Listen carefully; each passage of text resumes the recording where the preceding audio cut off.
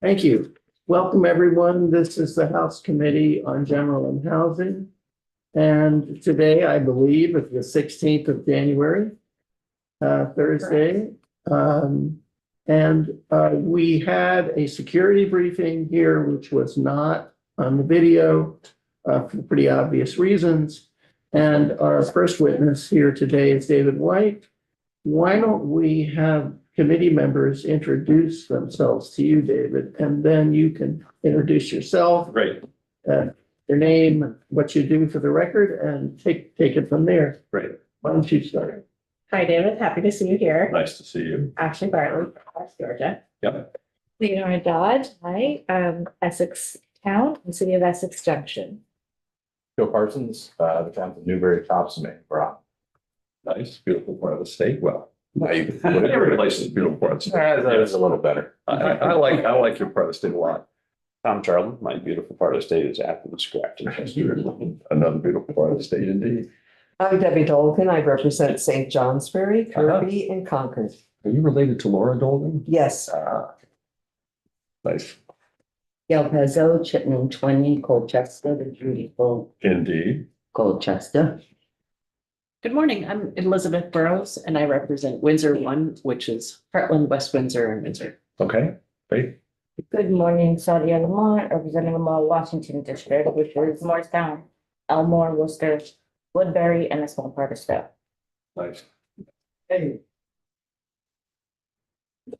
Member, would you like to introduce yourself? Barry? oh, I am Mary Howard, and I represent Rutland City District 6. And this is Emily Proudnow, who's here, who will be with Fairley, and I'm Mark Pollock. I represent Callis, Plainfield, and Marshfield. You used to live in Plainfield, Marshfield many years ago. A lot of people. And actually, I know I've met Emily, so great. That makes everybody. Thank you. So good morning. Thank you for having me here today. For the record, my name is David White. I am president of White & Burke Real Estate Advisors. We're a 34 going on 35-year-old firm based in Burlington, and we work very much statewide. And I will say over the course of that period of time, we've been involved in well in excess of $500 million worth of development work around the state of Vermont. And our range of work is involved with everything from commercial development, institutional work. The UVM Medical Center, for instance, has been our single biggest client for more than 20 years. But our major focus is very much on community development, downtown revitalization, and public-private partnerships, and how you make those happen, how you attract private capital and private investors and private expertise into doing projects that meet community goals. And for myself, I started my career in community development because most of you don't know me. I'll give you a quick overview. Right here in Montpelier, I was back in 1980, the founding executive director of a nonprofit downtown development corporation for Montpelier, and went on to become director of community development for the city of Montpelier.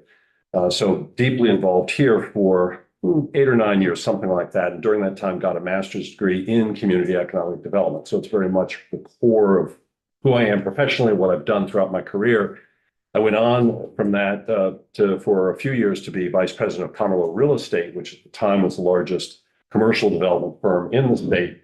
And then in 1990, founded my own company, which we've been involved statewide ever since. And our work actually has encompassed every one of your regions at some point over the course of our work.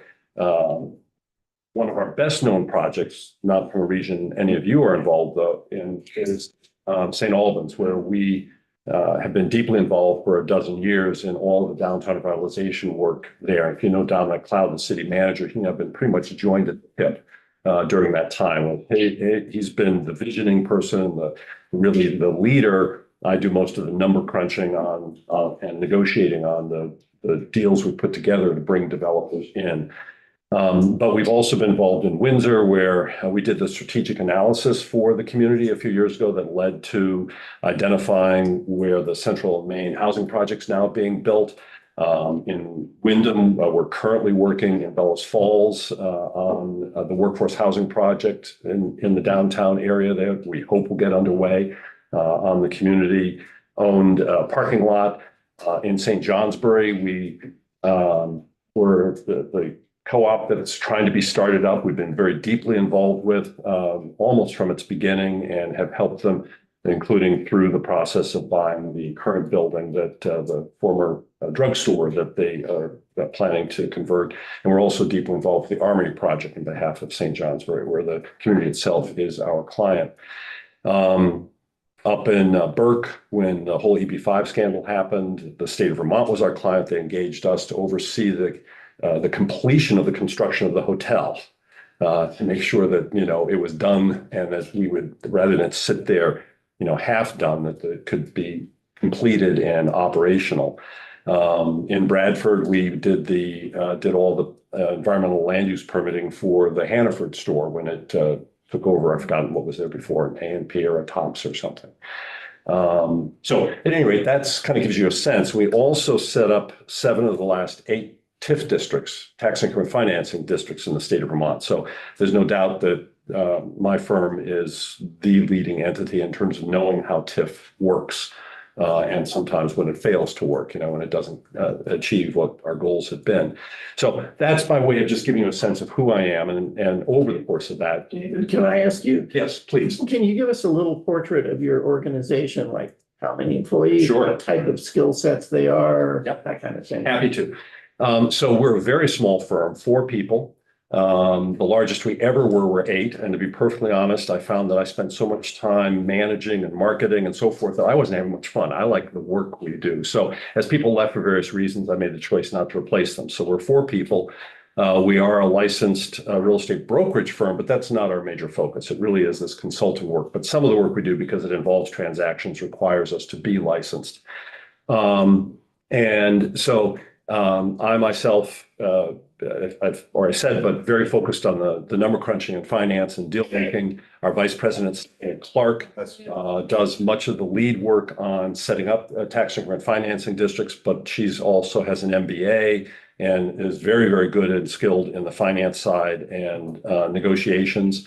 Tim Burke, who's the Burke part of White and Burke, is the lead on the brokerage side of our business and is very focused on the transactional side of things. And then Joe Wythe, who is our senior project manager, is actually for a dozen years was the municipal planner for the city of South Burlington, went on for about a dozen years to be the national real estate head for Brugger's Bagels chain before I snatched him away. And he's now been with me for about a dozen years. So he brings a real mix of public side and private side knowledge in terms of how you actually make projects happen. Who was the TIF person? Stephanie Clark. Stephanie Clark. Joe is among the skills that I think Joe and Stephanie and I also have is in permitting. Our major role with the UVM Medical Center, for example, is we do all of their Act 250 and local zoning and planning when they're doing development work. So for the Miller Building and 20 years ago for the Renaissance Project and the outpatient surgery center that's currently stalled, we do all that kind of permit work. So one way to think of us is that we are equivalent to being a real estate development company in that we can do everything from feasibility assessment and assembling and managing the development team, the architects and engineers and attorneys and wetlands experts, right through the getting permitting, packaging, financing, putting it out to bid to contractors and overseeing construction. We're capable of doing that. But two things. One is that most of our clients have some of that capacity already in-house. And so they don't need us for everything. We kind of fill in the gaps. And the other is that the most unusual part is that unlike a development firm, we don't own the projects we do. We do it all on a consulting basis. So does that answer your question? Yes, thank you. Okay. So that's by way of giving a context for my involvement and background, where I'm coming from in all this. And I've been a deep supporter of affordable housing throughout my career. In fact, when I went from being the outside of City Hall here in Montpelier to inside City Hall as Director of Community Development, one of our projects was the Franklin Square condominiums. That was the first limited equity condominium project done in the state of Vermont. So very early in my career, and I was also very involved, was among the founding members of the Vermont Community, or board members of the Vermont Community Loan Fund. So, my history goes back, 40 years involved in doing this kind of work here in Vermont. Thinking about housing specifically, which is what I'm here on today, as I look at the challenges we face as a state, to creation of housing, there are really two major categories, and I'm sure you're all very aware of this, so I apologize but just hit the basics. One is the financial gap, and the other is the permit challenging. And I'm going to focus mostly today on the financial gap, but let me talk about that. When I think about the finances of a project, there are two major areas that are of concern. One is the cost of infrastructure, and the other is the cost of the project itself. When we think about permitting, there are two major categories. One is just the complexity of the permit process itself, and the other is really the appeals process. And I'm not going to spend really any time on that, except to say that I think Act 181 was a very good start. I don't think it's done everything that we need to do in terms of helping with the permit process be less of a barrier for creation of housing, but it's a good start, and I'm optimistic and hopeful that it'll really help free up some housing development. Among some of the remaining issues in the permit process, one for me that's quite high on the list is simply the duplication. That there's so many levels of review that go look at the same issue. And I'll give you but one example, which is if there happen to be wetlands on a property where I'm going to be doing development, I actually have to get 4 different reviews, right? You've got to get the local review because most local zoning now has it. I've got to get the ANR, the Department of Environmental Conservation Review. I've got to get the Army Corps of Engineers, and I've got the Act 250. And it's just ridiculous. I mean, even in criminal law, you don't have double jeopardy, and I've got quadruple jeopardy. You can say similar things about stormwater, about traffic, and so forth. So I am by no means an opponent of Act 250. In fact, I have far more problems often at the local level than I do with Act 250. But I do think that there's much more duplication there than there needs to be. And that if we could simply get rid of some of those layers, it would help enormously. But let me put all that aside. And I also think the appeals process shouldn't be as easy for just a few people to hold up a project for years. Putting all that aside, though, focus today on finances. As I think about housing, the cost of housing, as I'm sure you've heard multiple times, building is so huge that the value afterwards typically is not enough, doesn't equal what the cost was. And so who's going to invest in that? And who's going to lend to that? It just doesn't work. Now, I will say the high end of the housing market often works because wealthier people can afford to pay to get what they want. And the low end of the market, we don't have enough funding, nowhere near enough funding, but at least we know how to do it. I think I see Chris over here, from Champlain Housing Trust, we have a well-trodden path where we know how to do that, but that's because there's subsidy money available. Not enough. We could absolutely use a great deal more and should put a lot more money into the affordable housing, but at least there's a well-trodden path. We know how to put those deals together. What we don't know how to do is everything in between. What I'm referring to as workforce housing. I'm sure you've heard this repeatedly. And we're kind of caught in this area where, on the one hand, rents are higher than are affordable for, most people in that median income range, and yet not high enough to justify the investment required to build the housing. And so, on the one hand, I think we would all love to see Vermont's median incomes rise, so that, hopefully we can afford to pay some of those rents that are enough. But at the same time, some of those costs will add to the cost of development. So it's a complex picture, but it's that trap between where we are on salaries and development costs that really get in the way. And what I want to do, spend most of the rest of my time here talking about is some ideas that I've been gathering. I've been talking with a lot of housing advocates and various other people interested, and I don't have anything that's fully baked. I'm working with it. I'm involved with the Let's Build Homes Coalition that has just been announced, and I'm talking with the administration and others. And I just want to quickly run through kind of a shopping list of concepts, no more, but to introduce you to them so that when they come back, because some of these they may not all, you will have at least heard about them before.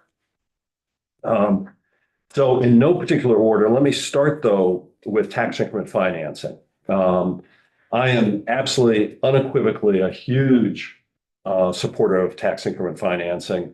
I believe sincerely it is the single most powerful community development, economic development tool we have in the state of Vermont. Yes. Yep, we're, Thank you. Do you think that it should be paid for through the education fund? It's not paid for through the education fund. Well, it comes out of the education fund. That's where the great misunderstanding is. The vast majority of these projects, I won't say every one of them, but the vast majority of these projects simply would not happen but for TIF. If we didn't have the TIF funding to help go into it. So it's money that doesn't already exist. It's not money you're taking out of the education fund. It's money that isn't going into the education fund and won't if you don't have a TIF available. And a TIF alone doesn't do it. All these projects have complex capital stacks where there are multiple sources. But TIF is typically the key piece. And I can say unequivocally, taking St. Albans as an example, there's not one of those projects that would have happened, not one, if we had not used TIF. And so what happens is that the education fund at least is getting the 20, in St. Albans case, it's because it's an older TIF, 25%. Today it would be 30% if it's a new TIF of the new taxes generating. So it's actually getting more money than it got before, not less. And at the end of the 20-year retention period, it gets this windfall. Burlington's, the waterfront TIF district is ending at the end of this year, and the education fund's going to get another $2 million plus annually as a result of that long-term view and long-term investment. And I will say, and I don't want to spend the whole time here on TIF because there are a lot of other things I want to talk about, but I will say that as I think about the education fund, there are, as far as I'm concerned, three major crises in the state that are very closely tied together. There are other major crises, but three in particular I want to focus on. One is the education fund, and I absolutely acknowledge the crisis and challenge we have there. Second one is the housing one. The third one is the workforce one, and the struggle that our employers have trying to gain, to bring in new employees. And I think those three are all very tightly tied together. As I think about the education fund, all the work that the legislature is doing today, which is very important, I am not undervaluing it, thinking about the formula and how it might be aligned, that's the critical short-term piece, but it is short-term because it's shuffling dollars on the table because we're working off the same tax base. The only way I believe we're going to ultimately solve the education fund crisis is by growing our tax base, and that means more housing. And so as I think about TIF and the other tools I'm going to talk about, they are an investment in ultimately solving the education fund crisis. one of the things you should keep in mind, and I wonder how we work it, I'm really interested in your list. In some of this stuff like TIF, we know a lot, but if you could be as specific as possible, we have a little extra time this afternoon, this morning, so I would say you have another 7 or 8 minutes. Okay. So one of the things that you might, I'm sorry we started late, I apologize. Think about how you communicate that list to us. I mean, it may be that you should send it to us as a list. Okay. And then we'll either meet with you on an individual level or bring you back I'm happy to come to back. elaborate on the list. But I want you to make sure that in the next 7 minutes, you just run through the list. Let me do that then. Thank you. So with TIF, let me just say that there's a list of things that I'd like to see to improve the program. And I won't go through that list right now, but I think it is so powerful and so critical. Then there's been the concept that's been floated for a number of years that hasn't gone anywhere, project-based TIFs. And one of the challenges of TIFs, the way they're set up today, is that they are in fact complicated. And most of the smaller communities in the state really would not be able to take advantage of them for a whole range of reasons, part of which is the management and administration part of it, part of which is the limited amount of development potential. So project-based TIFs are something that can be much simpler and much easier for a small community because you're not talking about a whole district, you're talking about a project. And it could be something that small towns, I'm aware there's a project in Fairhaven, for example, that really needs some infrastructure, and it's one project, but they need the infrastructure and the project can't support it. So project-based TIFs are a concept that I think its day has come and should move forward. A third concept, which is related, is what I'm tentatively calling the Community Housing Infrastructure Program, or CHIP, which is focused very much, unlike project-based TIFs, that could be any kind of development that meets the community's vision of where they want to go. It could be industrial, it could be commercial, whatever. CHIP would be very focused on housing. It could be mixed use, because particularly if it's downtown, you might want to have the first floor be, commercial. But it'd be focused on housing. And there are a couple of variations here. One, it would work very much like a project-based TIF, where you just take a percentage of the incremental new taxes to pay the debt on infrastructure that the community would put in to support that project. But the second one that grew out of a retreat that the Vermont Economic Progress Council, who approves TIFs and manages TIFs for the states, is a concept in which the community, rather than building the infrastructure and managing the process, would actually contract with the developer for the developer to do that, and for the community to rebate back a portion of the taxes equivalent to what might have been available through, had more of a TIF structure been used, for the developer to pay a portion of the debt service that's attributed to the infrastructure. And this is a structure that's been used very successfully elsewhere in the country and other states, but hasn't been done in Vermont. I'll leave it there, but a potential tool that makes it easier for smaller communities to be able to manage projects. Moving on, one of the concepts that some housing folks have been talking about is, when you think about housing, one of the challenges that you have is that, particularly if the value is not going to be enough when you're done to pay for it, a lender, if you look, the bank looks at it, they're going to look at what's the stabilized value of that property. And the higher your costs, your operational costs, the lower the value, because the value on a commercial property is done on an income basis. And so higher your costs, the lower the nets available, thus the lower the value. And this concept is to simply allow for housing projects, and which could again be mixed use potentially, but to allow a tax stabilization for a long enough period of time. And Act 181 currently has a 3-year tax stabilization, not for the whole state, but for most of the state. But that is great for cash flow in the early years, which can be a challenge, but doesn't solve the value problem, because a lender is going to look at year 4 when it's no longer there and base their value, because that's what the security is going to be long-term on year 4. So it doesn't help figure out how do you get the financing piece in. If you do a longer tax stabilization, and the term I've heard floated is 15 years, the lender would then look at the value based on that, because it's a long enough period of time. By stabilization, you mean some sort of reduction? Basically, in what the taxes would be, so it lowers their costs. Right. And thus raises the value and gives the lender more security. More net income. More net income and more ability to be able to. So it's a simple mechanism that one of the benefits of doesn't have a lot of administration involved in it. But let me move on from there. Another concept that I've heard floated is on housing projects to waive the sales tax on the materials. In a typical housing project, materials are about 50% of the development cost, roughly speaking, with labor being the other half. And so if you've got, half your costs, let's say you've got a 20% gap between the cost and the post-development value, you need to close somehow.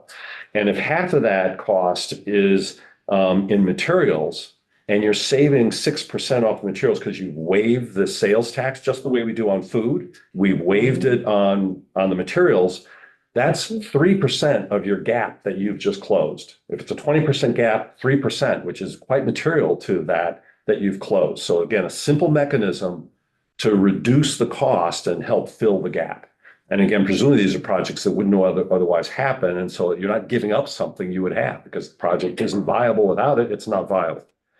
I will say that the VHIP program is one of the single most powerful programs for the creation of housing. And I do think you should put more funding into VHIP. It's been so successful. And finally, one of the other concepts that I want to introduce is the idea of, you've probably heard that there have been a number of businesses, University of Vermont and University of Vermont Medical Center among them, that have done master leases with developers on projects. And that's a critical piece because it enables a developer to go to a lender and say, there's no market risk here. You got your guarantee. Well, I'd like to see that extended so that even smaller employers could say, well, I can't take the whole building, but I'm going to take 2 units and I'm willing to risk on 2 units. And somebody else, I'm going to risk on 4 units. And in some projects, there may be an 8-unit project. If you've pre-leased 2 units, that's pretty substantial.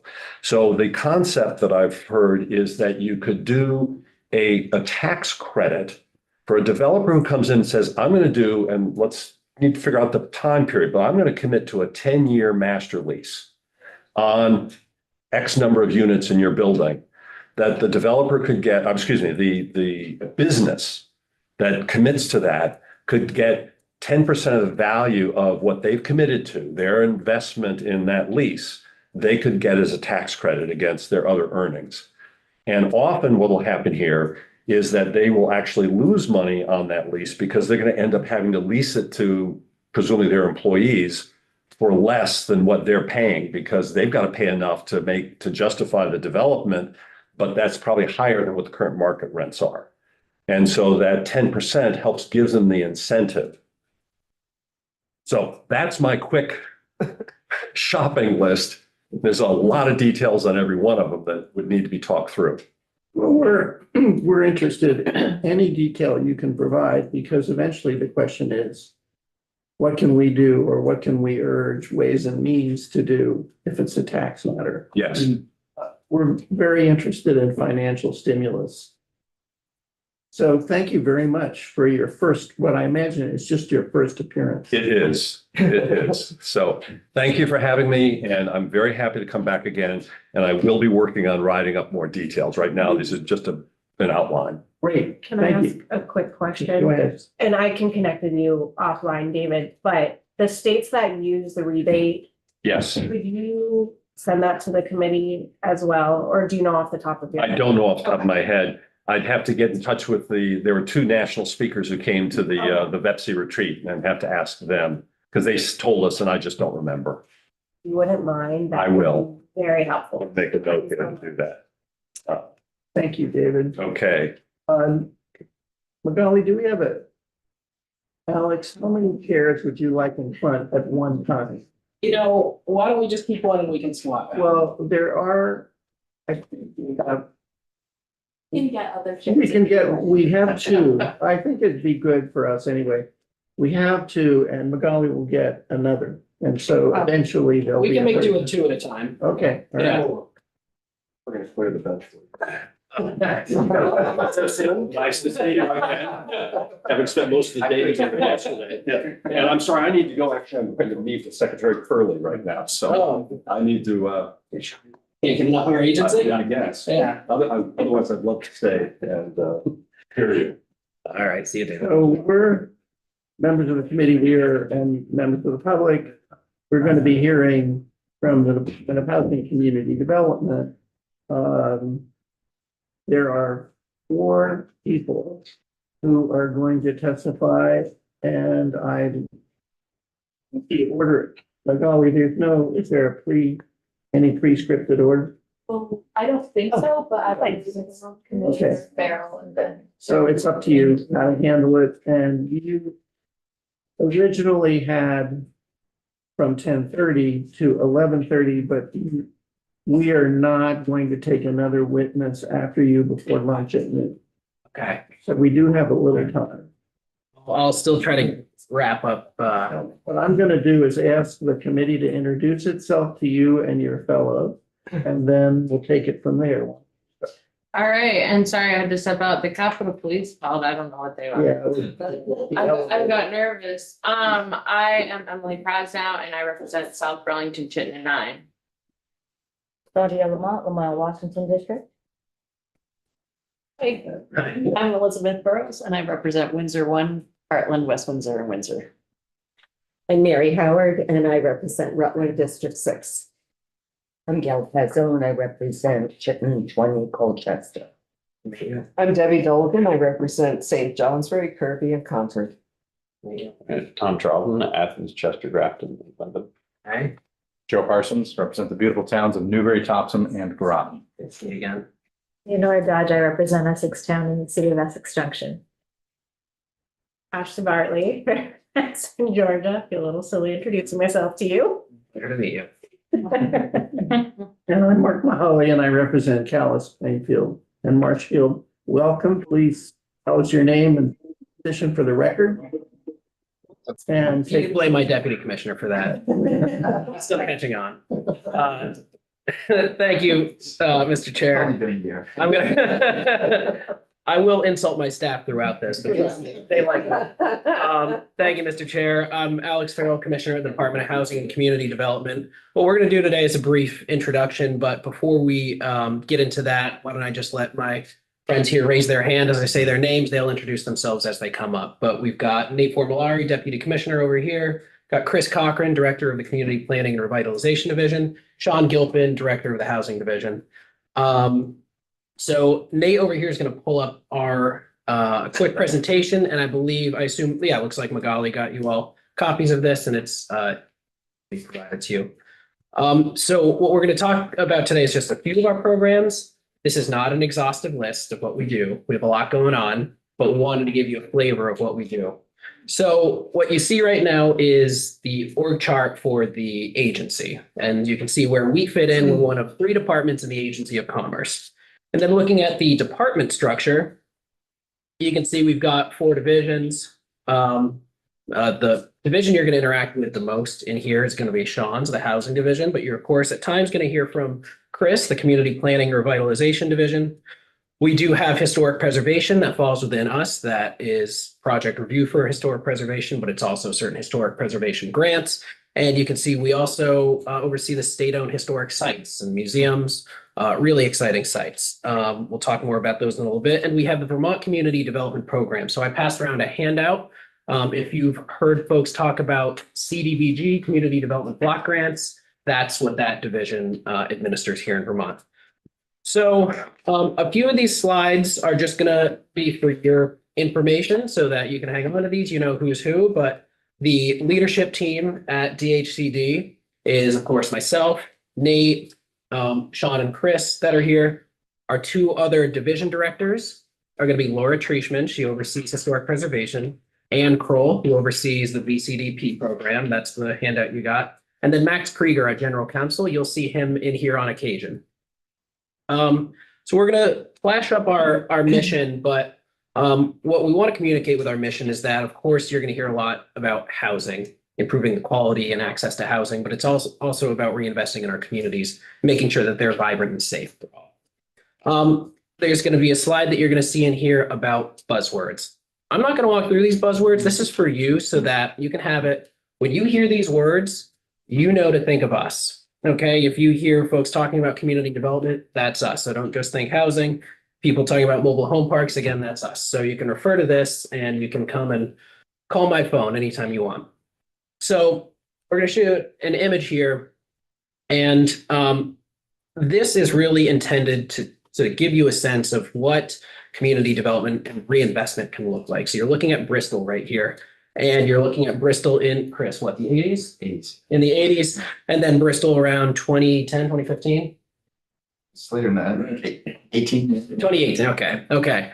And this is a story of how a community, if they're really focused and dedicated and avail themselves of the tools that our team is bringing and trying to bring to bear, you can really turn a community around. It's not easy and it takes a long time. Part of the reason I brought up the dates is because it does take a long time, but we do try to make sure that communities have the resources they need to get there. This next slide, again, this is for your reference. This is so you know who we work with. So from USDA Rural Development to the home ownership centers that you hear from, like Downstreet, Vermont State Housing Authority, Chris Donnelly, and the folks at CHT, VHFA. These are all the folks that we're constantly in coordination with and making sure on an operational and policy basis, we're all aligned. So again, that's for your reference. This next slide is just where we show up. What committees we're testifying in. We're frequently in here, but then there's a handful of others that have to do with the land use side of what we do, the natural resource committees, where we end up a lot as well. So when you think of our jurisdiction and where some of our policy on the left, it's gonna be, I just released something of yours. This is mine. Okay. Good thing I didn't leave it.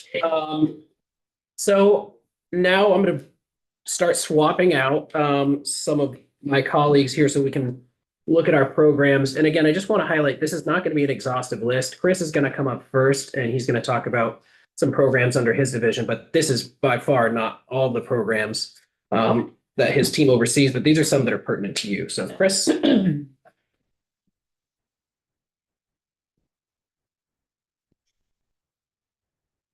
morning. You. Good morning.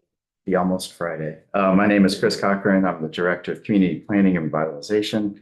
And I have represented Mahali as my rep. And we got to know each other working on a project, restoring an old village store in East Calais.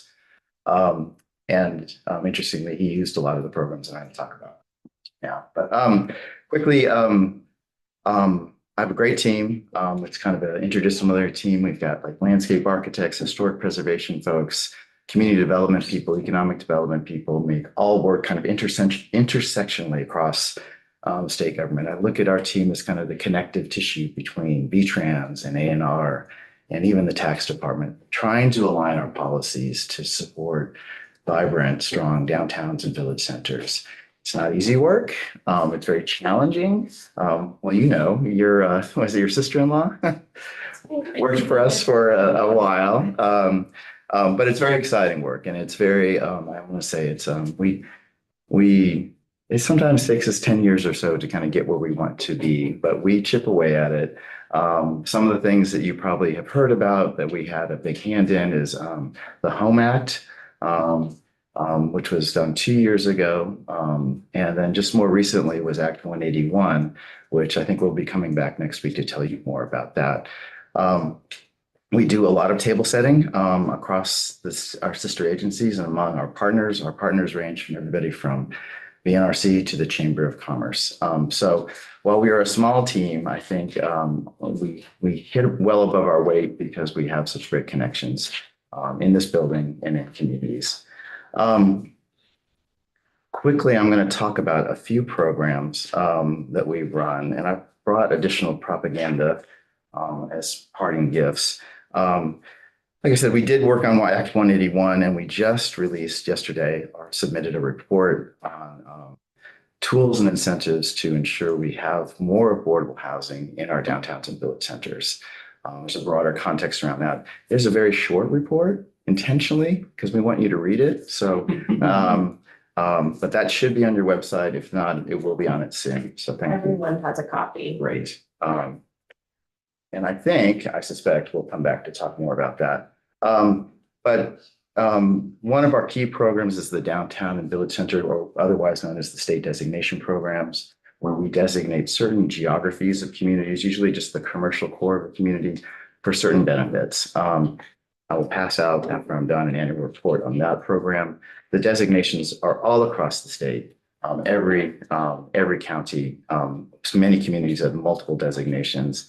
And one of the primary benefits of these designations is the downtown and village center tax credits. Our good friends in Ways and Means typically don't like revenue spending, but they do love this downtown and village center tax program because it works.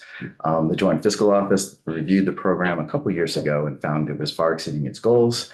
And really helping our small towns, especially the ones struggling with declining grand lists, to really improve their buildings, improve the vitality of the community, making sure that there's a there in our smaller towns. I have a summary of that, and I will share that with you after I get up and pass the mic. Another program that we run is called the Downtown Transportation Fund. A lot of our downtowns, and I'm not going to fault VTrans, but a lot of our towns have very large roads that run through them. It kind of hurts the vitality of our community, and it makes it difficult for the people who live there to walk around or ride their bike and feel safe. So the Downtown Transportation Fund primarily goes to downtowns, but also to village centers who have met certain requirements, and it helps them improve kind of bicycle and pedestrian access and amenities, build amenities in the downtown areas. So they're nice places to walk and visit. So instead of blitzing through that village center, there's something going on, and we encourage people to stop and check it out. Last program I wanted to tell you about is a program called Homes for All. Last year, we did a brief overview in this committee about this initiative. It's a really exciting project. I'll try not to get into the weeds too much, but what we like about our downtowns and village centers, how they were built, how they were organized, predates zoning. They're beautiful. We love them. But in the 50s and 60s and 70s, we zoned them, and we tended to put kind of a glass over them and say a bell jar over them, so you can't change anything. So it stifled a lot of growth. It stifled our housing. Many of our neighborhoods that we love so much, you can't build in them because the zoning doesn't allow it. So how do we restart this? How do we build in a tradition that respects our Vermont values in a way to meet our needs? So this was an interesting project that we kicked off. There's a multiple phase project. We just completed phase one, which was this workbook. We convened a bunch of folks in Barrie last year. It was a sold out room. Part of the things that we're trying to solve is, Chittenden County has developers, some other parts of the state has developers, but how do we get our small towns to get developers to build the houses we need? And the key there is it has to be local. So how do we train our local people to work in their backyards and build the houses we need? Elizabeth, you have a question. Is that a copy of the? Yeah, I have a few copies. I didn't bring enough for the whole committee. I apologize because I hurt my back. They're pretty heavy. But I will leave you with 3. I actually have presented your toolkit. That's great. To 2 select boards and see, because they're very excited about it. But one of them was really inexplicably insistent that they get a copy of this. And I only had a copy that I borrowed from the room. And only for you. I asked you to arrange that copies of that gets delivered to Magali so they can be distributed. I mean, this is really not to be a walking advertisement, but this is a really outstanding product, and it was very easy to present it. So thank you for absolutely doing For this. Red Boroughs, you cannot accept gifts of more than $25. Luckily for you, printing that only was $24.97. But Representative Howard, you participated in the early initial stages of this. Great excitement in Rutland. Just how do we use these vacant lots? How do we infill them with houses that people like? So phase 1 was this workbook, big splash. Everybody loved it. Phase 2 is actually creating a cohort of people with skills and interest in becoming developers and actually upskilling them so they can build in there's been some great models in other states about how to do this. So we want to launch that in Vermont. The final phase, and this is kind of going back in time, but in the 20s and 30s, Sears and Roebuck Wards had catalogs of books where you can just pick out, this is the house I want, and it would show up in a railroad car, and oftentimes the homeowner would build it themselves. We're not envisioning that, but we're inspired by that. We're going to work in 5 or 6 communities with and just kind of go through kind of an analysis of kind of the types of homes that would fit into their neighborhoods. And the goal there is coming up with, 5 or 6 designs in each community, creating a big catalog of pre-approved community designs that, ideally the municipality, if it sees it, you get an administrative permit and go ahead and get to work. We've worked with many of our partners to ensure there's going to be a decent amount of subsidies because, as you heard from David White, it's still expensive to build. But we want to make sure that every community has somebody in their own backyard who can build the homes we need. So this is an exciting project. More to come on this, but I think I'll stop. I've taken up enough time already. I have 2 more of these. I will leave them with you, or you can fight over them, and we will make arrangements. Other handouts too, right? 2 more, yeah. Yeah. And I'm just going to give you to Magali, and she can pass them out afterward. We'll email these as well, so we'll get on your website too. But thank you for your time. Mr. Chair, may I invite Sean up to present? Why don't you repeat your Of course. name for the record and also for viewers who are watching? Certainly. Good morning, everyone. My name is Sean Gilpin. I am the Director of the Housing Division at the Department of Housing and Community Development. Pleasure to see some familiar faces and hello to the new folks. I'm sure we'll get to know each other over the next couple months. So I've been with the division for actually 11 years now, shocking to say out loud. Happy to report that I'm actually truly a division director of a team of folks these days, which is great. A group of 6 swashbuckling do-gooders who are spread geographically across the state, actually, although we all meet regularly. But historically, the housing division was actually composed, prior to COVID, was composed of myself and one other gentleman, Arthur Hamlin, who is our preeminent expert on all things manufactured housing in the state of Vermont. And we will actually be bidding him adieu at the end of next week. His final day in the office is the 24th, and he's retiring after nearly 28 years of service with us. So that will be some big shoes to fill. But as I was getting to historically, Arthur and I did an awful lot of sort of what Commissioner Farrell was talking about at the beginning of the presentation, a lot of coordinating with stakeholders. That was pretty much 90% of my job, was sort of trying to work with, many of the people who you regularly see in these rooms, the folks who are getting calloused hands and boots dirty out in the field. But it was really working obviously with the legislature, with the governor's office, but it was much an information focused endeavor. Now, however, in light of increasing concern about our housing needs, due to a windfall of federal dollars, we were able to create a number of really interesting programs that are now kind of our flagship programs, and most of our staff time is spent administering those. And they're actually bringing units online and keeping people who are precariously housed, bring that housing back into stock. So 2 of the programs that I'm going to talk about that I was pleased to hear mentioned earlier in earlier testimony, the Vermont Housing Improvement Program, affectionately known as VHIP. Please don't use that acronym for anything else. I'm trying to keep. The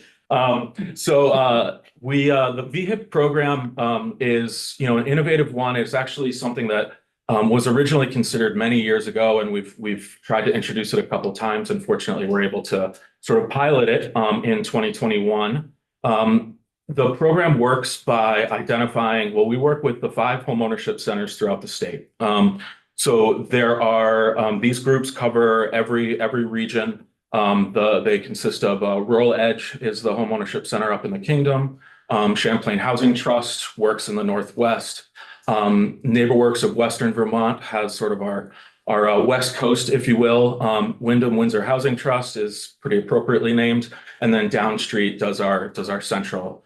So we work with those 5 entities, and they actually identify private property owners who have properties that are underutilized. So these might be buildings that have fallen out of code, they've been abandoned, they might not be marketable because their size or configuration just doesn't work for residential housing.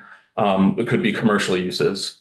So we provide relatively small grants to these private property owners. There's a match requirement. There's a 20% minimum match requirement. And those units are supposed to be brought online within 18 months. I can go over more statistics if that's desired, but and brought up to code and into habitable use. And then they must be rented. There are 2 options for a property owner. There's sort of the higher touch, I would say, option, which is 5 years of affordable rents, and one must rent to somebody exiting homelessness or a resettled refugee family. That's a 5-year commitment. Option 2 is 10 years of affordability, and there's no limitation on who enters that apartment. So it's just an affordable rental unit for 10 years. After that commitment, the units are just open to the market. We have intentionally designed the program to address relatively modest, habitability issues. This is not, big house flipping renovations. This is very much addressing code noncompliance issue. So the hope is that we'll see those units continue to be sort of naturally occurring affordable housing. We don't know yet how that's going to Sugar off.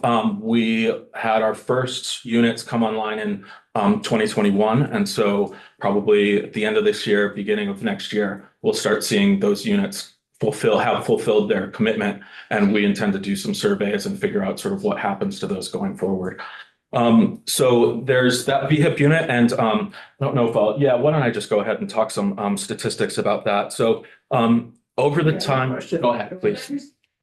So it's my understanding that VHIP program, there's an end date for when they have to continue doing.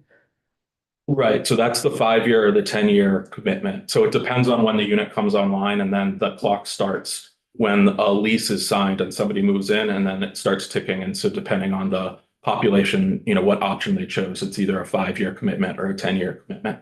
And then what happens? Then they're free to rent as the market dictates. So, sorry, I'm just gaining my thoughts. But so you have these agencies that kind of highlight different units that could be eligible.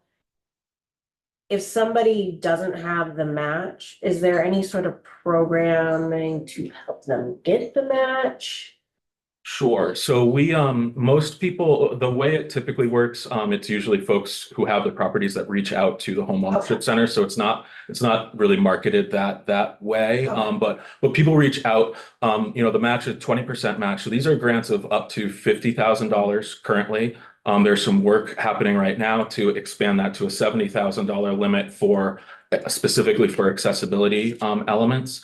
But right now we're issuing grants of up to $50,000, and that depends on the size of the unit, how many bedrooms there are, whether it's a brand new unit. So say something that's being converted from commercial use to a new use or to a residential use, or in a lot of cases we've had big Victorian homes, an 8-bedroom home that is not really very easily marketable for rent, and breaking that out into maybe a triplex that would be a little bit more. And so so the $50,000 is the maximum. So a match for that is $10,000. And so what we've seen typically, as you'll see on the screen and on the slides here, our average grant has actually been about $37,000 per unit.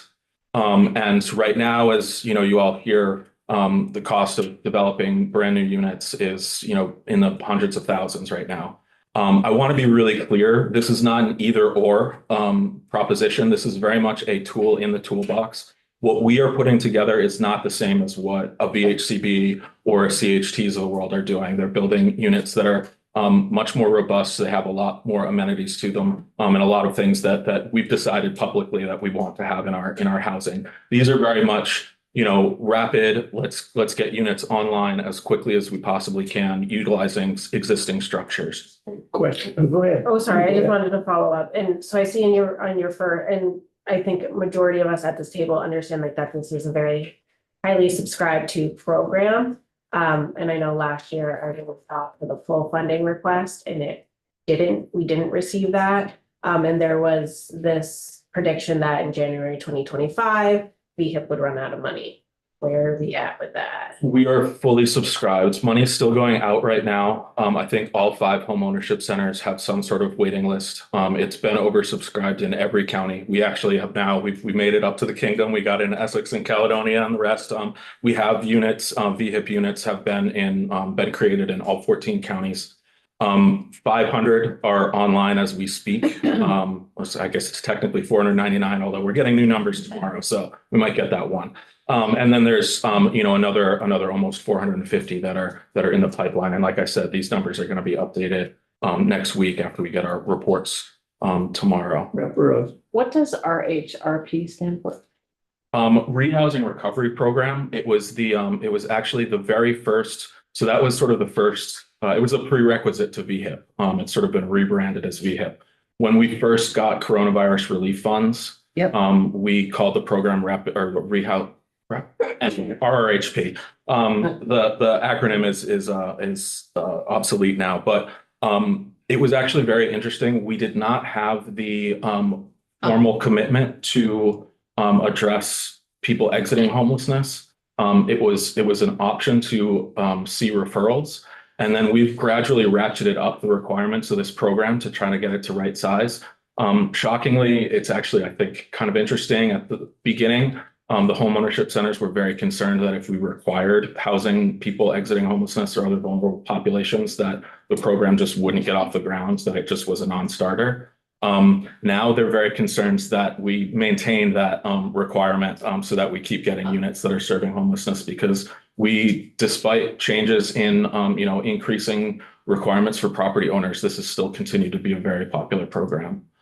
And so as I mentioned, we have a number more. Couple of questions still on VHIP. Yeah. Kind of the 1,000 units either done, I mean, roughly, or under construction, how many elected to go the 5-year route and how many the 10-year? The 10-year route is relatively new. And so it's above 90% of the units these 1,000 units are going to serve somebody exiting homelessness. Of the 499 units that are online right now, we have issued, I believe, 23 waivers because there was some reason why somebody couldn't, find an appropriate tenant. All of those units have been rented to folks at 80% area median income or below, most of them off of the Vermont State Housing Authority's Section 8 waiting list. Since the other option, the 10-year option, became available, have you noticed that there's been a shift? I will be able to get you that number tomorrow when we get those reports. This will be the first time that we've had that option open. And from what I can, I'll wait and send you the actual numbers. I think I know the answer to this, but I think it's important to ask it. The critique of the VHIP program is that it's not perpetually affordable and that, in 10 years or 5 years, we'll have thousands of units disappear from the low income or moderate income housing stock. What was the thinking behind the 10 years or the possibility of making it longer? Right. It's a great question. And the rent restriction for 10 years is such that these, again, not dissimilar from, the earlier discussion about tax increment financing. These are units that otherwise likely would not be developed or would have been developed on a much longer time. And so by having the rent restriction for 5 or 10 years, that margin is enough that if somebody could actually have rented these units, if they could have fixed up the unit and rented it out at market rates, they would take that option rather than restrict themselves to 5 to 10 years of rent restriction. The delta between a market rate unit today and the fair market rent that we require, the quote unquote fair market rent, that's a term from the Department of Housing and Urban Development. The delta between what they can receive market rent versus what we require them to rent at is such that if those units could have been built up, they would have been. We also, again, part of the reason why we focus specifically on code compliance issues and not other glitz, if you will. Not to say that, everybody deserves a dignified place to live. I don't want to say that we're suggesting subpar housing, but these are modest improvements in many cases. And the hope is that, at the end of 10 years, those units won't disappear. They'll still be available. And this is really a rapid unit creation program. Right. I'm wondering if it's true, which I'd not thought of, that they probably wouldn't have been developed but for this because market rents don't justify the change. Then why not make them perpetually affordable? Because the amount of public subsidy going into these units I don't think anybody would be interested in maintaining a perpetually affordable unit for $37,000 of public investment. They'll do 10 years, but they won't do perpetual. Right. Thank you. So with that, I think that if there aren't any other questions on VHIP. Quick one, please. I remember last year, the number was pretty stark, actually. Do you have an update on kind of, like you said, the 20% that they have to put in? Right. Compared to like what they're actually. Oh, yeah. No, thank you. Thank you for reminding me. That's a really important statistic. So we require a minimum 20% match. We have seen well over 100% match in most of these units. When I get back to my desk, I'd love to share a link to one of the homeownership centers actually put together a pretty impressive video. There's a short version and then there's like a 20-minute version. So I'll send both, but they did a great job. It was NeighborWorks of Western Vermont put it together and did interviews with property owners who I think have some really great testimonials of how the program affected their timelines and their engagement. And one of the interesting outcomes that was unanticipated, desirable but unanticipated, is we've actually found out that many of the property owners who have engaged in this program have gone on to continue engaging with the homeless service providers with other units that aren't in the program. I think we're really opening eyes to the availability of a pipeline of tenants, especially some with vouchers, so guaranteed rental payments that was obscured before. And so making those connections has been a really great side effect, for lack of a better term, of this program. What are the average rents for a 1-bedroom or a 2-bedroom? Oh, goodness. It varies by county. I'll gladly send the committee. We have a chart that, Okay. and it gets updated. It actually just got updated this past October for 2025. So, Thanks. yeah. So like so you're setting what the rent would be? We set the rent based on a HUD housing choice voucher, so a Section 8 voucher. So any of these units have to be rented at a level that a voucher holder would be able to pay. And that was by design.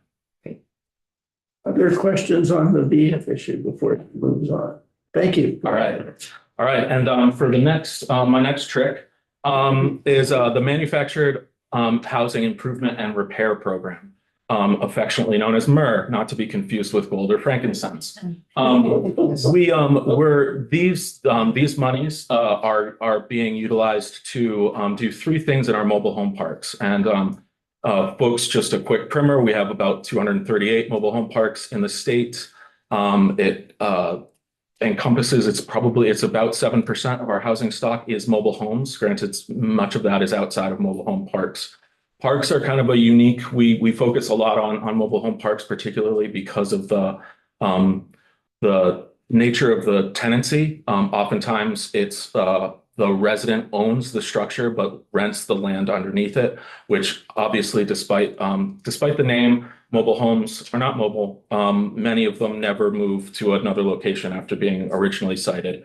And so naturally that rental relationship between the landowner and an owner of the mobile home that's sited on land can be a difficult power dynamic. And so we actually have in the state of Vermont specific rules that go above and beyond the typical landlord-tenant law that apply specifically to mobile home parks because of that power dynamic. We also recognize that, again, because of the ownership status, oftentimes mobile homes are really hard to finance. They're treated in some cases more like a vehicle than like real estate. Whole lot of issues that I'm sure I'll be back here talking about at some point. That said, we have a number of, and these units are what we like to refer to in the group of naturally occurring affordable housing. In most cases, these parks have never received a public investment. These homes are owned by private residents that have not received any sort of public subsidy. Yet these are really important housing type that frankly has in many cases an undeserved stigma. There also can be difficult to repair, especially if you're not knowledgeable in specific building science about manufactured homes. They're constructed differently than our stick builts, and so they're not as easy to do handyman work with. And so we've found that there are many homes out there in our parks that are deteriorating, people who are at risk of becoming homeless because there's no other similarly affordable option. And so this program aims to address three different needs in mobile home parks. Number one, the biggest being home repair for mobile home owners. We've issued over 326 home repair grants to help. And these are helping people, again, do modest things. A lot of times it's roofing issues, pest inundation, water inundation, fixing windows, things like that. To extend the life of these homes while we're dealing with a housing crisis. And also to allow people to live in a dignified manner where they'd like to. Many of these folks, you'll hear over and over, the more you deal with manufactured housing. My own four walls is something that people will say often. Why not move into an apartment? It would be less expensive. It's less maintenance. I want my own four walls. It is a very strong cultural pull, and one that people ought to, a choice that people ought to be able to make. So these grants help keep people housed. Another option for the funds is to remove abandoned homes or otherwise make lots available for new homes to be brought in. Again, many of our parks are dealing with deferred maintenance issues, or have in some cases an elder owner has passed it on to children who are less interested or can't make it economically viable. So this allows for creation of new lots in existing parks, cleaning up lots that are, have become overgrown or unavailable, removing abandoned homes. Unfortunately, one of the issues with this type of housing is that sometimes the reality is it is more cost effective for somebody to walk away and take that ding on their credit than to spend the tens of thousands of dollars to remove what is essentially a tipping fee. So removing abandoned homes to get lots ready and available for new homes. And the third piece of the program is assisting with homeowners with buying new homes and putting the oftentimes a cement slab foundation underneath them. Department of Housing and Urban Development has the federal regulations about manufactured homes, their building code and how they need to be installed. They've changed those regs recently to require new homes to have some sort of, well, for lack of a better term, we'll say a slab or a foundation. There's other options, but that's most typically what people imagine. It's a weird thing though, because it's usually they need to be put down to spec for the particular home that's being installed. Yet obviously that homeowner is not going to take that slab with them if they were to ever try to move it. So it ends up being an ownership value of the landowner, even though the fiscal responsibility is on the homeowner. So we provide grants to bring down the cost of that slab installation to make new home purchase more affordable. Rep Burrows. Thanks. Just to clarify, the new federal regulation, it requires a concrete pour? Not necessarily. There's some gravel options, but there's it's an engineered landing place. Yeah. Okay, thank you. I have a question. As you know, a number of homeowners have purchased their entire project. In fact, Rep Pezzo did that. That is engineered that. Do you guys help assist in that process? I'm not sure I understand which process. It's turning it into a co-op. Oh, yes. We actually grant funds to the Champlain Valley Office of Economic Opportunity, CVOEO. It's called the First Stop Grant. We support their mobile home program, and they work directly with park residents. I actually used to work there in another lifetime and brought Cooperative Development Institute into Vermont. So yes. Although that is a unique situation as well. The economics of small mobile home parks are very difficult, and the governance of a co-op in a small, especially when you've got folks who are lower income, typically working a lot of jobs on odd hours, and it can be really difficult with anything less than 20 units. Gets really hard to co-op, and that's now most of the privately held parks. Most of the parks that are not in nonprofit or co-op ownership are trending downward in size, because we've done a great job of assisting our nonprofit partners and the residents to create co-ops or purchase parks to hold them. And most of the larger parks have been acquired by nonprofits at this point, leaving us with some more challenging stock.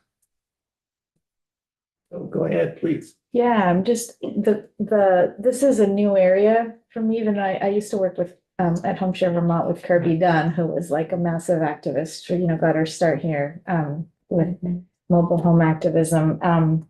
But it just strikes me as such a challenge because as opposed to most home ownership, you are constantly losing value, right? You're not building equity. It depends. Some studies have shown that especially with a co-op ownership model, there actually Like can if you own be. the land. Right. There actually That's the can, value. yeah. New Hampshire has actually pursued mobile home parks in sort of a, not shockingly, a mirror image of what we've done. We supported a lot of nonprofits to buy up parks. And in fact, originally the idea was have the nonprofit step in and purchase the park to hold it, work with the residents and turn it over to resident ownership. What was found throughout the 80s and 90s when that was attempted was that once you sort of took away that time pressure, there was not a whole lot of impetus to go ahead with the effort of a democratically run co-op. Most folks were fine with, look, I've got a nonprofit owner. They're, generally good actors. That had been the case. So we actually, whereas in New Hampshire, they didn't have that network of nonprofits. So they focus very much on co-ops. And we actually almost have as many nonprofit owned parks here as they have co-op owned parks in New Hampshire. And so there's some interesting comparisons about that can be made about parks. Their parks also tend to be retirement communities more often than Vermont's. Okay, so not necessarily with as many of the economic challenges maybe. It's not an apples to apples comparison. Yeah. And then my We're only other, exception. I'm sorry. Yeah, Yeah, please, and then please. my next question is just that Yeah. I'm really wondering about like accessibility issues for people that I know can be a real challenge in for and whether any of our funding goes towards like, setting up ramps or anything like that, or whether that's something. No, accessibility is definitely an eligible use for MER. Okay. We've funded some ramp repairs, ramp creation, trying to get the Hot Wheels track off of some of these homes from the well-meaning off builder. Yeah, who doesn't, pitch is kind of important when you're on a wheelchair. Especially in this weather. Okay. President. Yeah, I know we've talked about this and I still think that at some point, the committee or, you folks, it would be helpful if we really had the definition defined of a mobile home clear for people. And as we continue to see, manufactured housing go up across Vermont, I think it would just be really helpful if we had that conversation. Yeah, I think it's a valid point, and certainly I've taken far too much time this morning, but one that I think the lines are blurring between what people think of as a manufactured housing, and there's a lot of things that look and feel and act a lot like a mobile home that aren't technically mobile homes. So yeah, it's an interesting area of building science. Have you seen an increase in the number of mobile homes? No. Not yet, although we haven't, I think it's a trailing indicator. I suspect we're going to see more of them as other housing options become more difficult. And frankly, as the product improves, I mean, you can get some really nice things that look, I mean, it acts like a mobile home, but high energy efficiency. I mean, there's some pretty impressive products out there right now. I assume energy efficiency is eligible. It's an eligible under your home repair awards. Yes, and we actually encourage people to also reach out to OEO's weatherization program, and the same with VHIP. We really encourage stacking. Especially, if we're going to be ripping up walls and roofs and ceilings, we might as well be insulating them. Thank you. You're welcome. I think that's it for me. Okay, sure. You. Thanks, Sean. Yeah. Thank you, Mr. Chair. And just for the record, Alex Farrell, Commissioner, DHCD. Rep. Krasnow, you may want to keep an eye out. Next week, we're going to be offsite. We're going to be releasing a report that we worked on with VHFA on all forms of offsite construction, what it looks like, the history of it, and then what are some policy options that we have here in Vermont. So keep an eye out for that. Yeah, that's great. Thank you. Really valuable and informative. I can be brief as I touch on these last couple of programs, but I just want to highlight that are administered by DHCD. The one that really was historically the flagship program of our department is the Vermont Community Development Program. And so this is HUD, U.S. Department of Housing and Urban Development funding. It's a little over $7 million. Frustratingly, it's been a little over $7 million since the mid-90s. So you can imagine the impact that we can have with this funding has greatly diminished. And so this has put heavier reliance on state funding to sort of meet our affordable housing goals. And so this has been one of the challenges that we have here in Vermont and small states like us. But the Vermont Community Development Program, as you can see in this handout that I tossed around, you can see a lot of the different uses for this funding. It's very versatile, accessibility modifications. There can be planning grants. So the municipality is always the applicant. It can be a municipality in cooperation with a private developer, or I'm sorry, not a nonprofit developer, which is often what we see for housing projects. And in a lot of cases in those projects, this ends up closing the gap between whatever we get from, say, VHFA tax credits, state funds from BHCB. We can come in with that up to $1 million to close that gap. This program also receives HUD funding for recovery housing, which is, unfortunately tied to fatality rates from substance use disorder here. This is just in the early stages of a biennium. I like to share my personal story, and I like to do it through this program. So, some of my personal motivations are through my family. So I have a younger brother with developmental delays. And so we have a lot of concerns about what's housing going to look like for him. Is it going to be accessible? Is he going to be able to live independently? I have another brother that I lost to substance use disorder. And so these things really inform my experience and my work and why I want to do this. So this is a program that really means a lot to me too. The last couple programs I'm going to touch on are, does not typically, yeah, go ahead. Question about the CDBG. Well, the Community Development Program. So the 6.2 million. Yeah. That's federal funds. That's entirely. That's right. Are they matched? But I don't understand how that works. Could you explain what's the relationship through the program? What's the relationship between federal funds, which is used, as you point out, have remained fixed?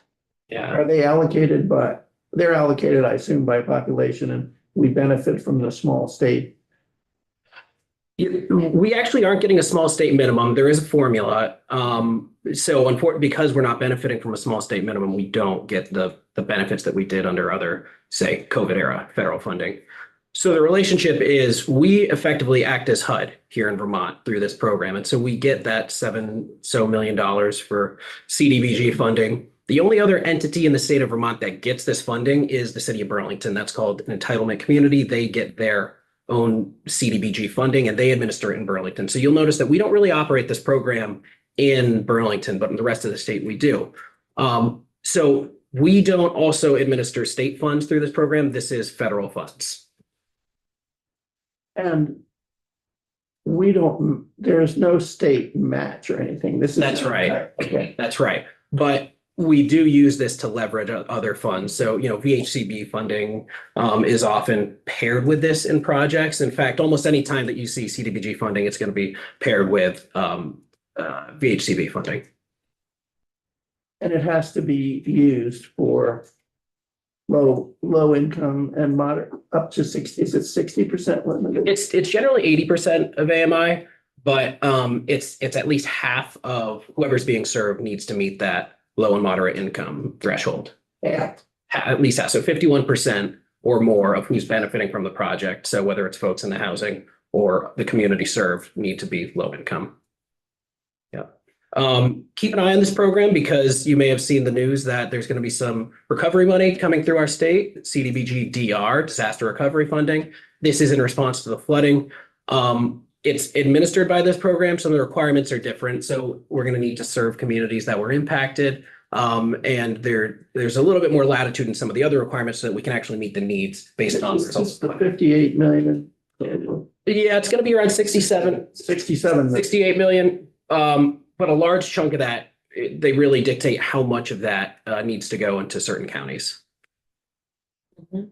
Based on will be administered by you guys through this program. Yeah, that's right. And following Irene, something similar happened.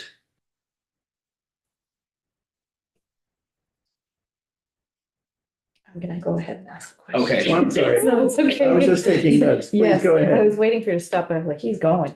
I just, so I'm concerned a little bit about the, like the opiate, settlement funds that are going kind of directly to towns. And it seems like as opposed to an unfunded ed mandate, we have dedicated money with no mandate. And I'm wondering whether you all see a role for helping towns direct those funds or, set up models of like, this is what you can do, aside from sort of holding informative events or like, it's supposed to be money that doesn't just go to the police or to already existing programs, it's supposed to be for setting up new things. Yeah, in cases like this, when there's, say, federal funding that flows through where we have no jurisdiction over it, the role we try to play is encouraging municipalities to come to us, access our planning funds, our planning grants, so that they can develop, a good, whether they want to develop a program or study a use of it. Now, depending on the amount that municipalities are getting, that might not be the wisest, they might not make sense to take a $50,000 planning grant to decide what to do with if they're only getting $60,000 or something. But generally speaking, if they can tie in with our recovery housing programs or something like that, we see that as a wise use of this if there's not other requirements dictated by the federal funding. Okay, so, all right. Please go ahead. Okay, I'm going to go quickly through these next two because I don't know that this pertains too much to this committee, but I want you to be aware of it because there's occasional overlap. So historic preservation activities. So when various development happens, including housing development, there's a requirement both by federal funding and state funding that it go through a certain review process through our State Historic Preservation Office. And so that project review happens through our team, our State Historic Preservation team, both archaeological, so in the ground, and architecturally, so historic structures. And then I do want to highlight, this is a very quick brag about our team on this next slide here. Our state-owned historic sites, we had a record year, record attendance and record revenue. So good job to the historic preservation team and our historic sites. I encourage you to check them out. I'm going to pass this off to Deputy Commissioner Formulari to talk data and some of the next stages with housing targets and reporting to those. Okay. Good morning, folks. So Nate Formulari, I'm the Deputy Commissioner for the department. I've actually been with the Agency of Commerce since 2018. So in a variety of roles, so familiar with what the agency does as a whole. When the opportunity came to work with this team, I jumped at it. It's a small, we saw 43 people. So we're not a huge department. There's not a lot of bureaucracy going on, and it was been a pleasure to get to work with the team.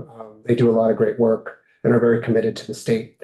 I'm going to touch quickly because I think VHFA was in here and showed you a lot of these slides. So I just want to touch quickly on some data work we're doing. And I found out this morning Representative Krasnow was instrumental in getting this work to the forefront. So as you've heard, we need, between 24,000 and 36,000 houses between now and 2029 to meet the needs. Are people familiar with this chart that runs through the types of housing needed and why? Okay. It was presented to us by VHFA. Okay, perfect.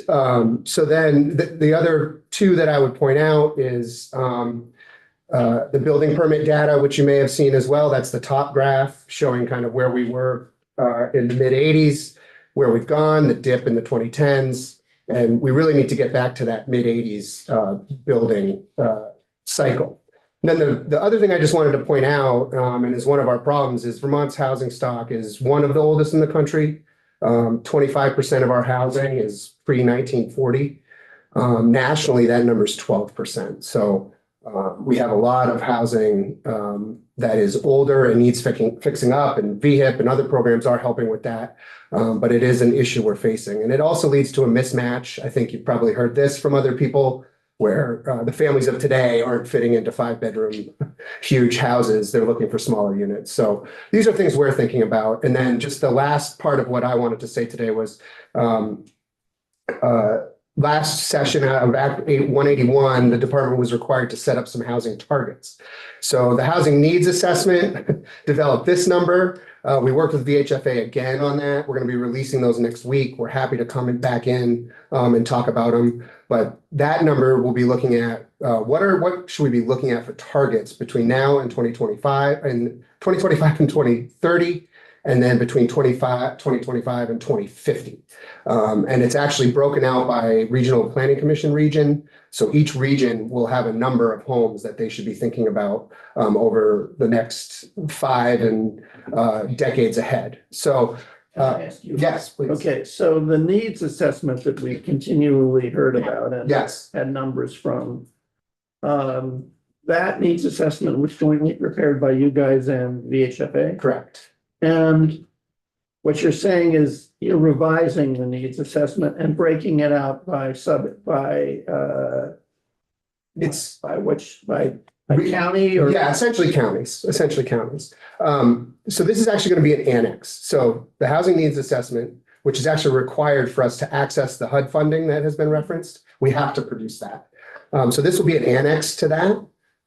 It'll be added to it.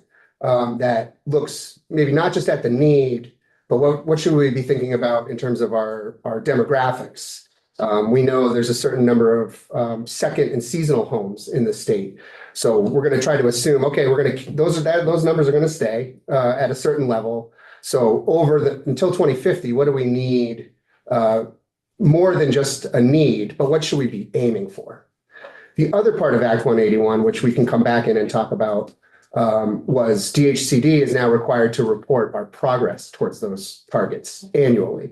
So we won't necessarily have that this year. Starting next year, we'll have that. So we've established the targets, and then we've worked with the Vermont Center for Geographic Information, that team, to develop a dashboard that uses various data points, one of them being E911 hookups, to see where are houses being built and how many of them are being built. And we'll pair the targets with the dashboard to be able to report to you guys as we're making policy changes together. Is it working? Is it not? Where is it working? Where do we need to be building? And things like that. So this is more of a preview, and we're happy to come back in next week after all that stuff kind of gets rolled out. And Commissioner Burrow. Excuse me, not Commissioner, Commissioner. How about that? Rep Your Burrows. Highness. Yeah, Your Highness. My question is actually a demographic question in a way, but I wondered whether you are paying any kind of attention to the conversion of second homes to retirement homes.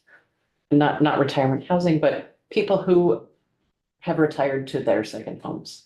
I think one of the main categories, it's maybe some people are going to jump in for me. One of the main areas that we can see that is in the property transfer tax, where it's did I get that right? No, you're- Yeah, okay. That's where it's identified whether it's a second home or a primary residence. So that's the main data point. But I'll let the commissioner, if there's other. Well, I mean, you can tell by, we had in my town, when we moved there 15 years ago, we had a less than 50% homesteader rate.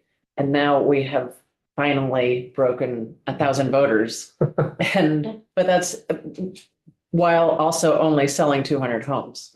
So, or exchanging 200 homes. So that means that there has been a huge conversion in our town of people retiring to their second homes. So for the record, Commissioner Farrell, that is a statewide trend. And I think maybe when we present the full new housing in Vermont dashboard, we can have John talk about that data as well. We did see a significant number of previously second homes in the state now converting to primary homes. So a lot of the inward migration that we saw in the data that I'm sure Maura talked about, a lot of those folks purchased second homes, what were second homes, and they are now serving as their primary home. That is exactly what I'm asking about. So that will be available as part of your analysis. That's right. Well, that's going to be a public dashboard for anyone to access that we're releasing on Tuesday along with our. Excellent. And it's part of what made up the targets as well. Okay, great. Yeah. Thank you. Go ahead. I was gonna say, I've noticed that myself. I live in a condo association and I've noticed a lot of my neighbors that had rental units as also have moved from Florida back instead of the opposite because of climate, political things but I've noticed a lot of my association now is people who had it as a rental unit or second home have decided to retire there as well. So I noticed that. And I just wanted to touch on this too, for folks who are new to the committee, felt that this was important because as policymakers, having the most accurate data would be helpful in this session, and to find out how we're doing on the goals and targets, and keeping it's really was a government accountability bill, because it's really keeping us accountable to the goals and targets that we need to meet. So having it in front of us. So I'm very grateful for the work that you all did on this, and from a housing finance agency as well. I know it was more work, but it's really going to be helpful for us moving forward. So thank you. And when we present the dashboard that's gonna be used in our tracking, we could speak more to it, but what we've done is not done in other states and other jurisdictions. It's truly groundbreaking, and I'm not saying that to give us credit, but the ADS team and Vermont Center for Geographic Information, it's incredible what they've done here. When the legislation said, and then you need to report on it. Oh, I guess we're gonna have to create a tool to do that, because it does not exist. So, Thank you. yeah, it's gonna be an evolution over years, as we refine the data. Commissioner Farrell, is this the end of your formal presentation? It is. And then I do have a question of you. Sure, why don't I,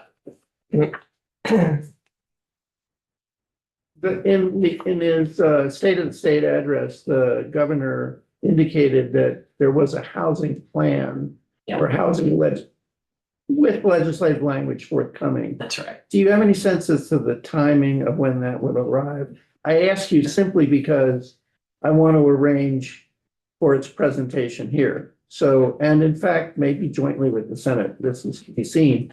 But my question is, when and who should present it? Sure, my belief is that Wednesday is when the package will be rolled out, and I would be happy to come and present it. I'll bring along my general counsel who can talk about some of the nuances with the language where we try to get very specific. How sure are you about Wednesday? I'm just trying to think about our. How sure are we about Wednesday? We can follow up with you. Yeah. And Magali, because Yeah. right, and I think it would be great if we had a little time with it and then you present it, cause so that we're not completely green. Yeah, I think what will be probably best, so we're developing a summary and explainer of each section, each change to the statute that we're presenting. Perhaps we could get that to you all so you can digest it around the time of the rollout. And I may suggest that it'll take multiple sessions for us to cover everything. It will be a fairly large omnibus bill that will be multi-jurisdictional here, the Natural Resources Committee, and probably others as well. Ways and means. Yeah. Great. I might just add, that will come, and then the budget, we will need to wait till the budget That's right. address for like the money items. So that's right. So there are planned appropriations to pair with that, but we can present them individually. So don't assume if you see no appropriations in it, it means we're not. Housing's cheap. Yeah. Thank you very much. Thank you, Mr. Thank you, Thank committee. you. Committee could use, we need to talk just about a few things before we break for lunch. Sorry. All right, we're still live. Yeah, we're still live and that's fine.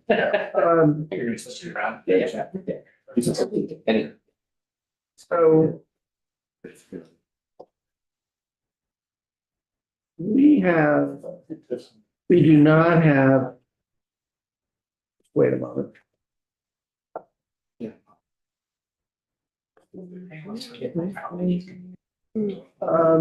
Could you close the door on your way out? Thanks. So just for housekeeping purposes, we do not have further hearings today. And to allow you time to think, review materials, et cetera. tomorrow, do we have a 10:30 hearing at this point?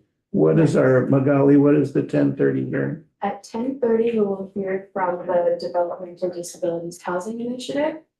At 11, we'll hear from Samantha Sheehan and Josh Hanford from Vermont League of Cities and Towns. And then after lunch, we'll hear from the Vermont Housing Finance Agency for another hour and then adjourn at 2 p.m. So that's our current progress. I would very much like two housekeeping matters. One is, it's important that if you have ideas, as you know, after a week, we've had quite an array of people talking to us. If after a week you have ideas, we're missing something, or I need more on this, then we should let us know, and we will find those people and we will bring them in. We have one bill that has so far been referred to us. We might get another today. I'm not sure. We'll see. And we will, in fact, hear from the authors of the bill and hear some witnesses, perhaps, on that bill next week. Also, I think we'll bring at least one witness and maybe more than one back or to talk to us more about development economics. Yes. I'm just a little concerned that this, having taught it myself, it is not self-evident. And you've heard a lot from various witnesses, and I think it will be beneficial to go back over some of it. It's my own view that we will find that a number of the levers that are available to us, because we've heard about all these problems. The question is, how much can we really do about it? And I've learned here, it's really important to focus on things you can actually do, because otherwise nothing happens. So very often the things we can actually do have a financial element to them.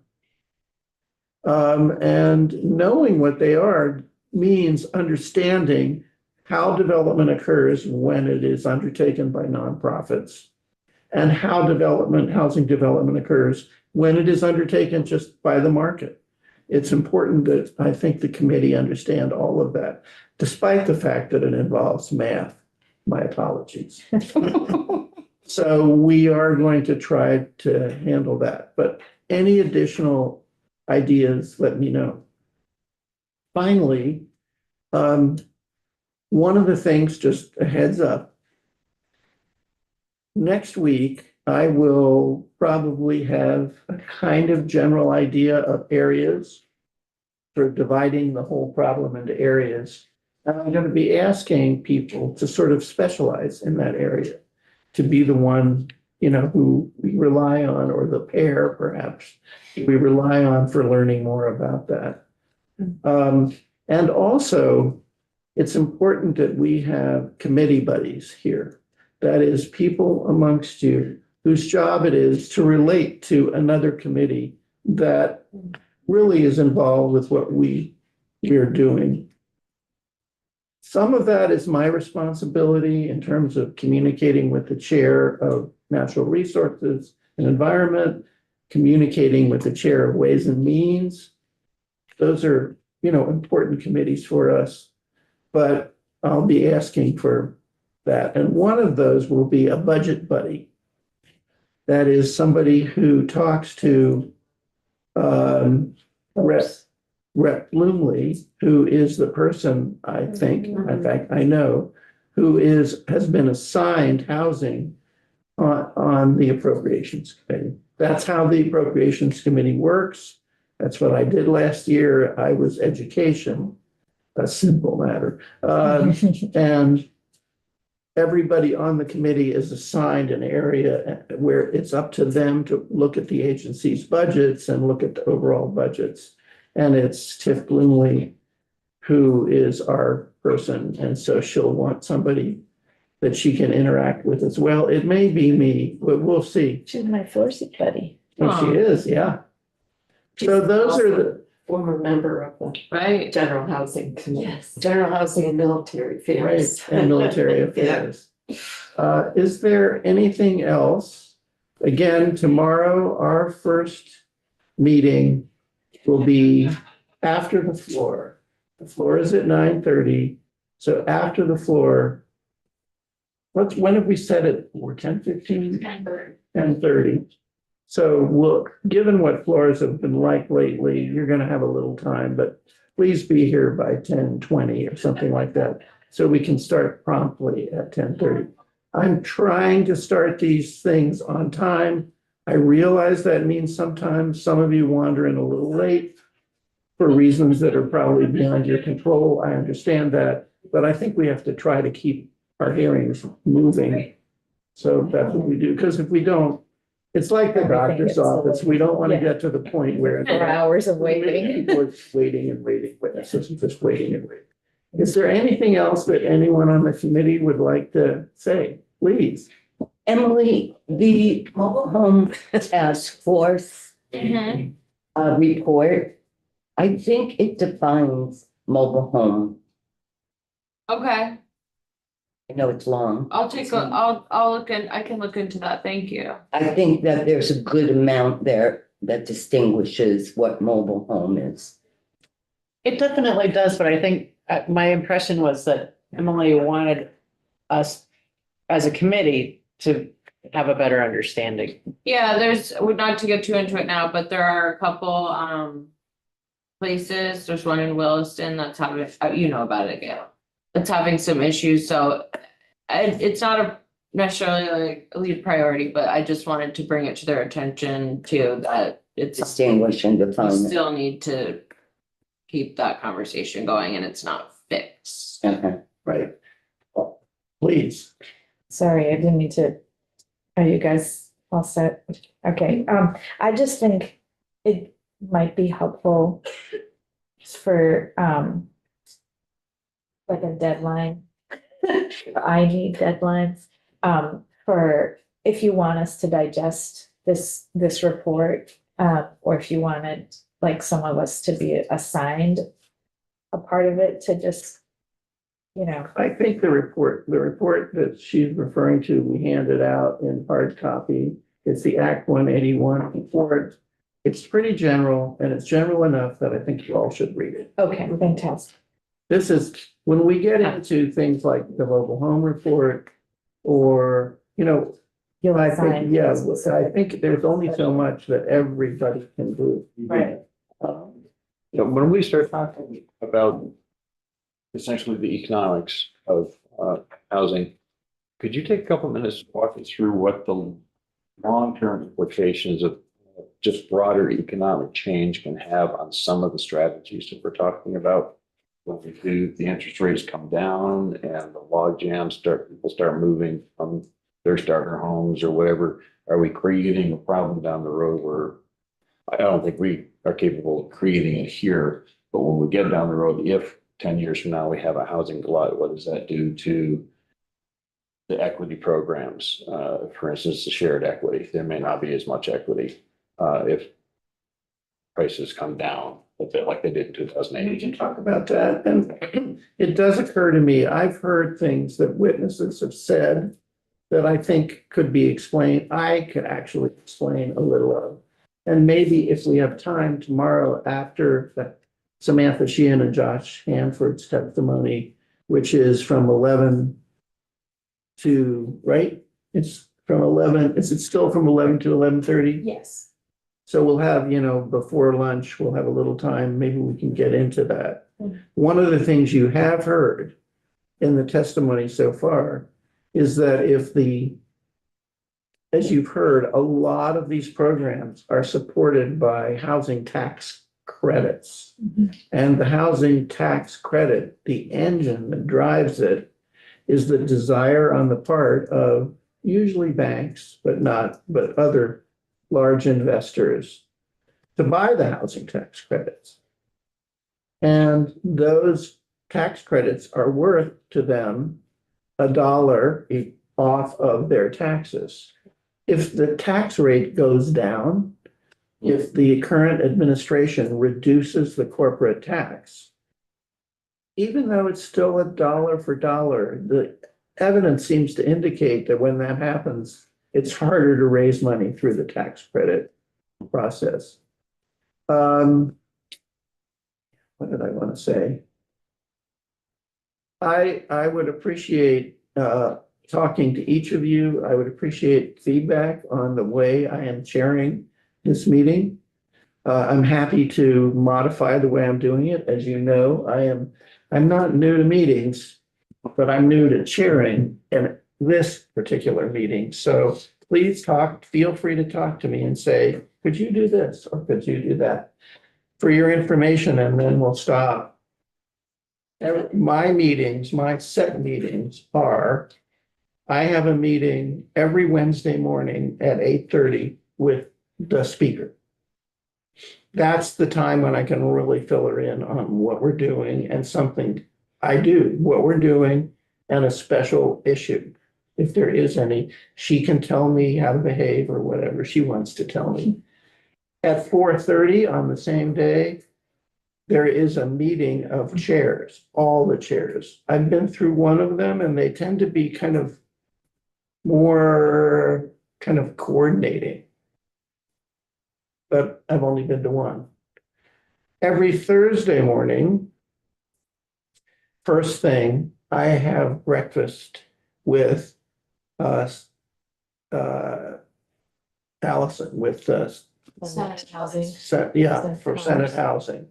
And that's something we'll continue, although we may actually spend more time together if we need to for obvious reasons. And right after that, we have a planning meeting here about the week, which consists of our committee assistant, whoever that may be. And me as chair, our vice chair, and our ranking member. Plus to the extent they can attend, our two ledge counsel. Patrick Titterton may, JFL comes only if there's a fiscal note. only if there's a fiscal note attached, I mean, so, if you want them, Yeah, they can come, but. yeah, well, and they have lots to do. Those meetings are not closed. We're just sitting in here planning the next week. And anyone who wants to listen in or come can. That's what we're doing. Any questions? Yes. Yeah, so thank you. Thank you for that and all that you are doing and have done. So just some suggestions on logistics on how things go. So far, it's just been a lot of information and introductions, but as things go forward, it's gonna be more pertinent information coming in. And just suggesting or offering to find a balance between the amount of testimonies that are booked in a certain amount of time to allow for that to happen, because as we've seen thus far, people have been getting cut off. There's not an opportunity for questions, and even though we're gonna be inviting them back, that's fine. Then also, I don't know about anyone else in the committee, I will speak for myself. I don't process information that quickly. So this morning was very dense, right? And after a very heavy subject matter. So we had a safety briefing and then we jumped right in. So for my brain, that's not really, it needs more of a reset to talk about from safety so that you can focus to learning, right? And then also as we're going on and we're going to be taking testimony on different subject matter outside of housing and economic development and all these things, when we get to talk about the human rights and all these other things, moving through testimony and committee at a speed and pace like this can be harmful and also not be productive and conducive. So as we go forward, I just want to plant that seed so we can consider timing and spacing and maybe show that there's a little more flexibility so that people can pivot. So what I'm hearing, let me translate that into a couple of ideas. One is it's important to do things like what we're doing this afternoon. Nothing. so people can read, think, vegetate, whatever, process. Another is that it might be good to have a little more gap sometime in testimony. Yesterday, for example, was a very intense day. I realize, having gone through it.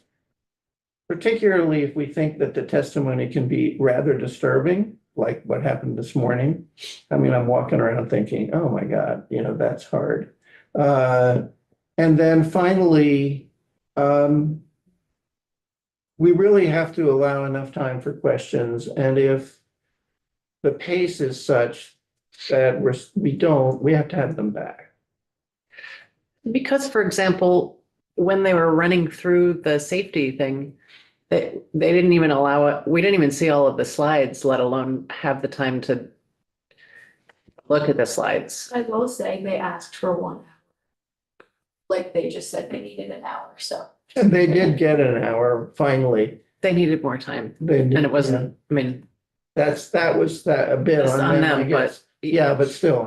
Still, they should either cut the slides out or not, or allow time to read them. Well, this is something we can communicate to them. Or provide them so you can follow along, so Or that. provide them so we can follow. So that it's easier to process, yeah. Yes. Can we request when someone is giving testimony for copies of the slides? Oh, yes. And First of all, the slides are usually, first of all, anyone here can request a printed copy Okay. of the slides. Only some of you have, but if more of you want them, feel free. Really, just tell Magali I have a now. list here. Yeah, and I would. And if anyone needs help navigating the legislative website or how to find the testimony or documents, I'm happy to help folks figure that out as well. and they, People's like notes and slides are on the website before their testimony unless if they have not sent them to me. Okay. But everything today is on there, everything yesterday is on. Awesome. yes, Tom. I'm curious to know if there is any kind of a resource that might summarize all of these different agencies and organizations. And by the time I get it all organized in my head, we'll be campaigning again. Right? So I don't know if anybody's ever put together, or the agencies maybe put together even a spreadsheet. These are the state agencies, these are the nonprofits, these are the business players. Flow chart. These, well, it could be like, it'd be like a Mind 4-dimensional flow chart, because they're all connected in 100 different ways. It would help me kind of visualize how all of these moving parts kind of break them out into cut, because there seems to be there's a certain amount of duplication in what many of them do. I If I think, can put them in little bunches. I don't think that's an impossible request. No, I think it could be done, and it may have been done, but I think my thought, Magali, I'm curious what you think, that the person to ask to do that is our ledge council. Yeah. And Not just in acronyms either. I Yeah, don't, except that our ledge council is brand new. yes, He He's right. does, but I would say, given that has been in economic development for a while for labor things, he has a decent knowledge and it might be helpful for him also. I want to ask a question, but I think I'd rather do it off the record so we don't have to introduce somebody new. Is it all right with you if